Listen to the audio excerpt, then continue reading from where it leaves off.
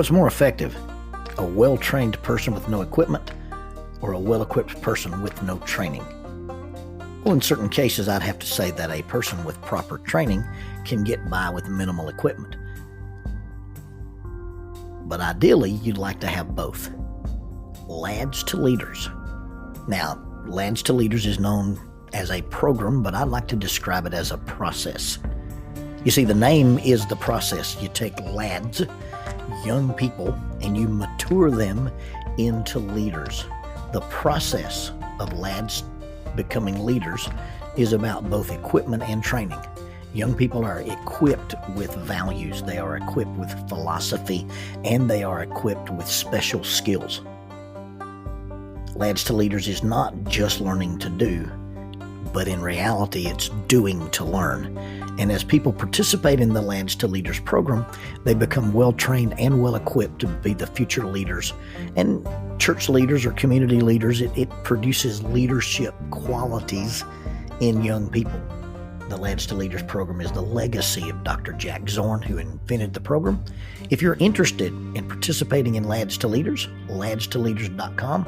If you're interested in learning more about it, you can contact Rhonda Fernandez, 321-202-7600, 321-202-7600, ladstoleaders.com, producing leaders in the church, in the future, in the young people of today.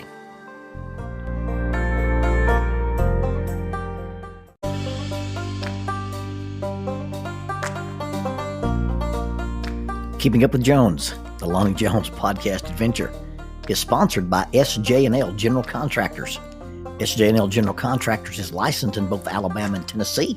This family-owned business provides mass grading, storm drainage, sewer and concrete improvement, asphalt paving, erosion control, demolition, and heavy hauling.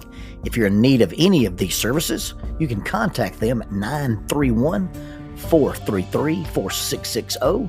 That is 931-433-4660. If you'd like to be employed by this family-owned company, 3 W's and a dot, sjnl.com, www.sjnl.com. I'm not sure statistically or scientifically how one would measure the least effective mode of communication. I do believe that in the top tier of the things that are least effective is social media.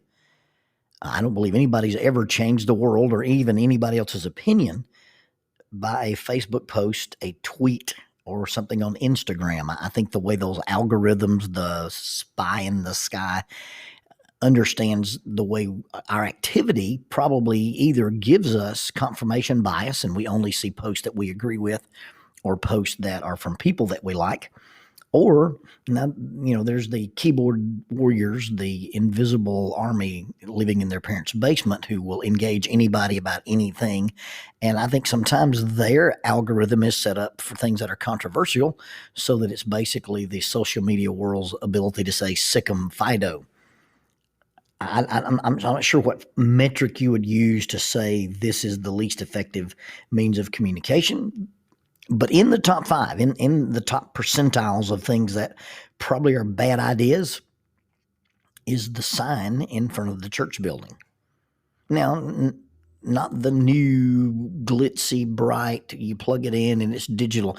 I mean the old-fashioned take the little long extendable pole with a suction cup and change the letters one at a time. Yeah, my dear friend Brad Carter was the original vandal for Jesus. In his younger days when he ran a paper route, he thought he was doing great evangelistic work by going to signs of other churches and rearranging their letters to make them say dumb things or embarrassing things, thinking that if your sign looked stupid, people would go somewhere else. Brad Carter, vandal for Jesus. Well, if Brad's theory were true, there would be people running from churches like rats from a sinking ship.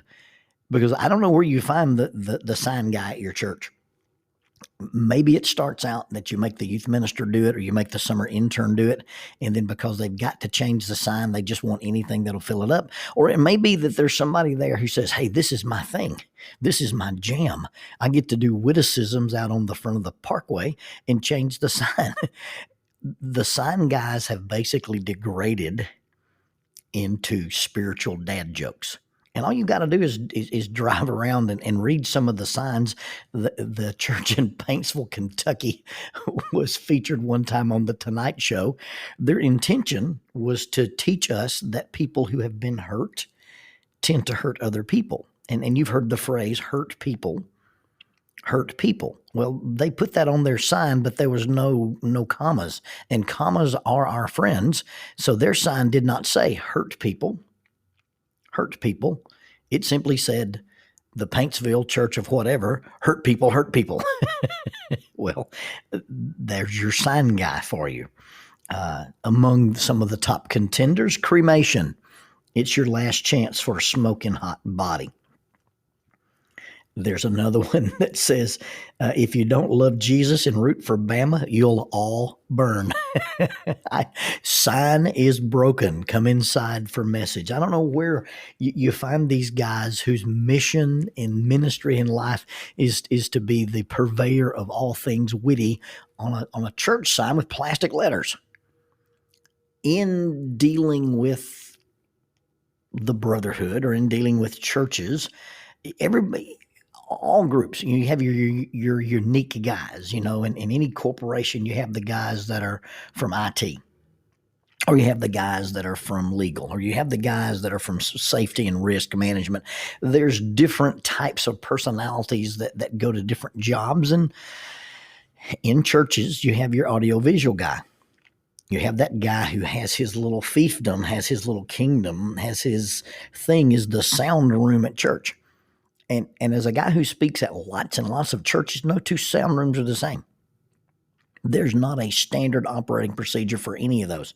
Now, there is a guy in Texas who designed a way that an operating room should be set up. I think he sold stainless steel surgical screws, and he said in enough operating rooms watching his products be installed that he designed this efficient model of an operating room, and he sold that design patent, and he's a bazillionaire. Well, you don't have that in sound rooms in churches. You don't have that in sound rooms really anywhere. That's one of the main reasons I don't use PowerPoint when I go somewhere, because very seldom is what I've done compatible with what they have. And so, you run into this, we could have used this hookup, but we decided to build our own cord, and we spliced a bunch of stuff together. And I found this stuff from a 1952 Radio Shack.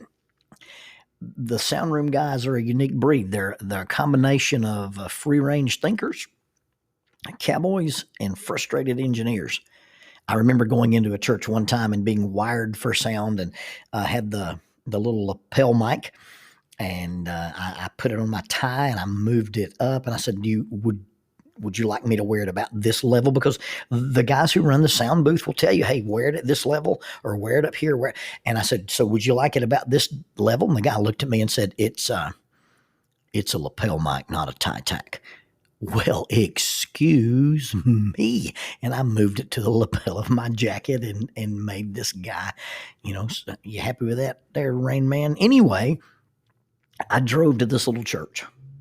And I want to say it was the Arab Church of Christ. And yes, there is such a place as Arab, Alabama. It is pronounced Arab, not Arab. Arab, Alabama. It was supposed to be Arad, Alabama, A-R-A-D, and the postmaster flopped that letter over. Instead of a D, it became a B. And so Arad was Arab, and they said, hey, this is wrong. He said, get over it. Your paperwork's already been filed. So I drive down. And it's one of those churches that I've been to enough that I know how to get to, but I couldn't tell you how to get to it. And so sometimes you're using your genetic memory and you turn here and you should have turned there. Anyway, I'm just almost late. And I really wasn't, I wasn't intending to be late. But I go blowing into the parking lot and jump out of the car and run up the steps, and there's a couple of elders and a couple of deacons, and then the sound room guy is sitting there and they're sweating. But I got there And, the preacher had not prepared for Bible class, but he was afraid he was going to have to work one up. And the elders were worried, but, elders are just supposed to worry. Well, I walked in and there was a collective sigh of relief. And the sound guy clipped a mic to my collar. He handed me the little power box, and I walked to the front. I turn around to face the audience, and I look at the box, and there's one switch. And the switch says no. Well, I don't know what to do. I've got this one thing. You had one job. Well, if I'd have got there on time, I might have learned how to operate the little box. But I'm there, and I've got this little power switch in my hand, and the only thing it says to do is it clearly painted no. Well, folks, I didn't fall off the turnip truck yesterday, and I've been tased. I've got electrical stuff tied to me, and it says no. Well, I'm not going to punch it to no, but it was the only thing I could do. And so I decided if we're going to give this lesson, we better take a leap of faith here. I held my breath and prepared to be electrocuted and turned it to no. And all of a sudden the mic was hot. Now, anybody with the sense that God gave a goat understands that the word no is on upside down. And I was holding the box upside down. If you turned it the way it was supposed to be clipped to your belt, the no becomes on. And it shouldn't have been anything that scared anybody, and it really shouldn't have been anything that confused somebody who's had enough experience with speakers and microphones. But on that particular day, a little bit of stress. I was afraid that no was the only option that I had. I don't know how prayer works. I don't know how providence works. I believe that they work, and I believe we should use them, and I believe we should depend on them. But I believe that many times when we're trying to make a decision or trying to figure something out and we pray about it, I believe oftentimes we feel like that the only thing that we're looking at is a big no written in plain letters. And yet, from God's point of view, what we see as no may be an on. And like I say, I don't know how those things work. I remember in the summer of 1983, I worked with the Alabama Department of Public Safety, which is now Alabama Law Enforcement Agency. I did an internship with them with the CETA program.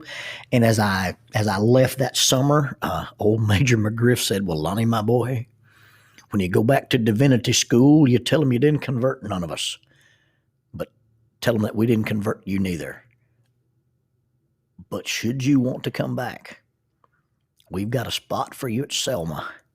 And in the words of Simi Jeffries, you'll go to school at Selma, and when you turn 21, you get a county. You get your hat, and you get a magnum. And as a young man of 20 years old who liked law enforcement and who had run around with the colonel and who had flown in the helicopter and who had visited with this young trooper waiting to get his hat, his county, and his magnum, the temptation to pursue law enforcement was very, very strong. I told Major McGriff that I had a debt of honor to pay. There was a lady in Nashville, Tennessee, who had anonymously paid for part of my college, and that how I behaved with this scholarship would affect all the other boys that she might decide to pay for. And I felt like I couldn't leave Harding and go to Selma, that I needed to finish that path and walk it for a little while. And so I didn't do the state trooper invitation, and I've always had an interest or a fascination with law enforcement. Years and years later, I would go through a transition where I thought I was going to get completely out of ministry, and even looked at an FBI position. And the answer to those prayers was a resounding, glowing, clanging no.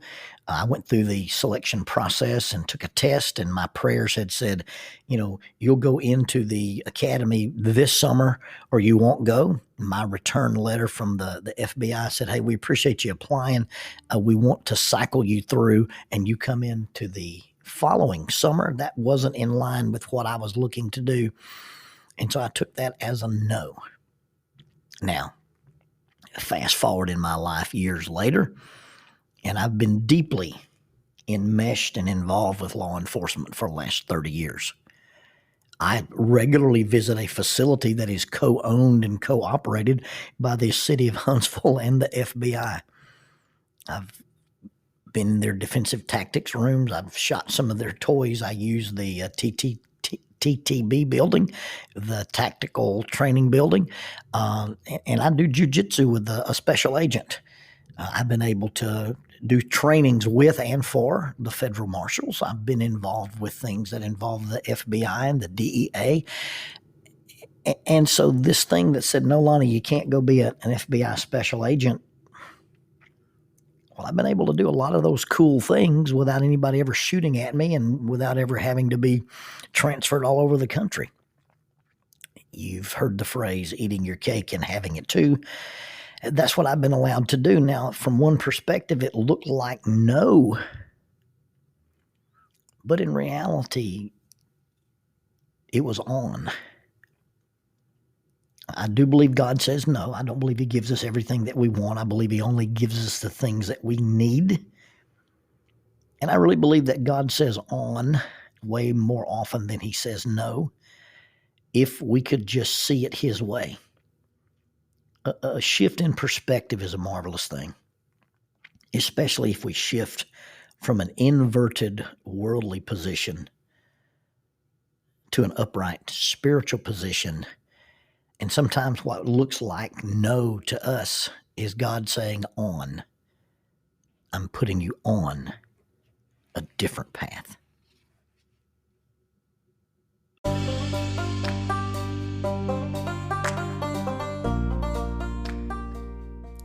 Keeping Up with Jones, the Lonnie Jones podcast adventure, is sponsored by us. What? We sponsor ourselves? Is that even legal? Check us out on Amazon. You can have access to the titles of Pedagogue, the youth ministry book by Lonnie Jones, Cognitive Spiritual Development, a Christ-centered approach to spiritual self-esteem, Grappling with Life, Controlling Your Inside Space, a small essay using the principles of Brazilian Jiu-Jitsu to talk about psychological and emotional self-defense, If I Were a Mouse, a children's book written and illustrated by Lonnie Jones, and then The Selfish Reel, a very short story about a decision. Also, you can check out our YouTube channel to see archived lessons and presentations from across the country, some videos with rope tricks and knots. Don't forget to visit the Facebook page 550 Guys to learn about the little rope men that we make and that we invented and that we make. And then be sure to click like, subscribe, and share. This is Keeping Up with Jones, the Lonnie Jones podcast adventure.